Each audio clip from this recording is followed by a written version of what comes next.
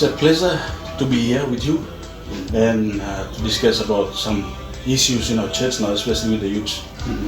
So I have noticed that you have been working greatly involved with the youth, and for myself, I've been involving with the youth for the last couple of years, and what really bothers me most of the times is that when the thought of the church tomorrow, when it comes crosses my mind, I look at the youth today. And what really bothers me most of the time is, and kind of worries me, is the generation, the youth we have now, the generation now, because of this inculturalization and the very rapid evolution and the advancement of technology and science has really got our youths confused, especially in the church. So with your experience with heavily involved with the youths, what can you say about this to our youths? What would be the best advice you would give? Theo, it's a very, very important question to do with the young people. I think we can go a little further back to our history.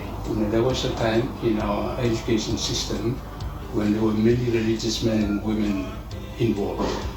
And in our education program, we had from Monday to Friday, there was a lot of religious instruction, religious education. And so if you make a quick assessment, you will see that there's a certain group of people from the beginning of that time when religious people were involved in education, they up to maybe independence, up to 20 years after independence, people from that age period are able to carry themselves out very respectfully and with a lot of values in them.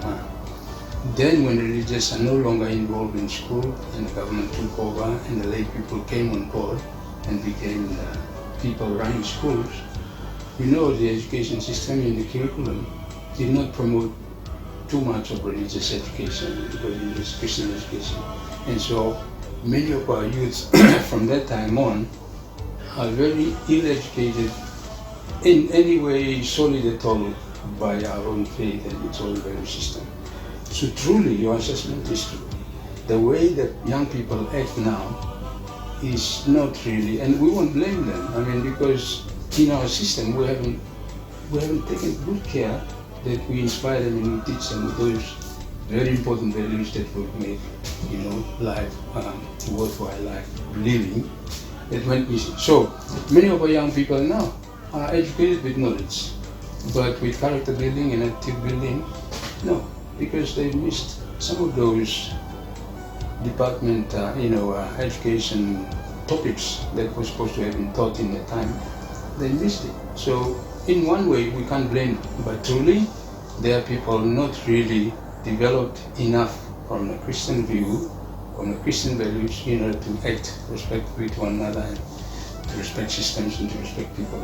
So in my education and in my time in teaching, I'm pushing for this. In the school that I have been in, when they used to have plenty of religious education, and then when the lay people took over their religious education in the government system, were cut down to one in a week, I went and I said, but we are a Christian school, and the reason for our existence is Christ. So all our days from Monday to Tuesday with all our grades, they must have been. So we put a seventh kind of a subject in religion, and we taught religion all throughout, all the weeks of the year.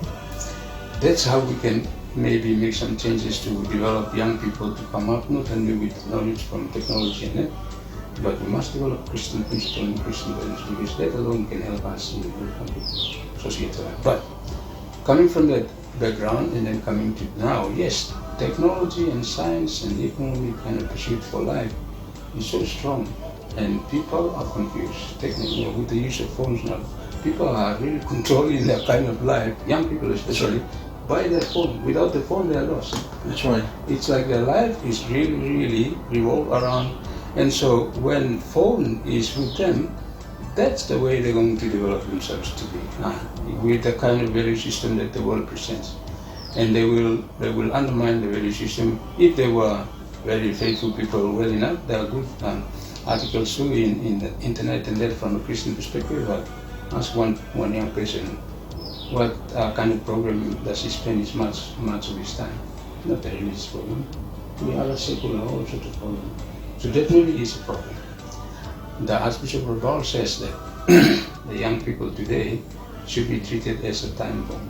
If we do not take care of them and involve time with them and educate them well, they will be the ones who will destroy that society in the coming years. And your fear is true. So the need for us is, especially I'm saying, when I was provincial of MSC, I was saying that the Ministry of Education, retreats and renewal, religious education, I was saying that brothers should go and become trained teachers. Priests, if they are gifted enough, should go and be trained teachers, and we must involve ourselves with young people, run schools, and educate our people right up to the level of university if we are able to be up there, so that we can inspire people and form their conscience in order to go out and be able to live and make decisions based on a Christian conscience and create a good society from the street. Any other way? I don't see it.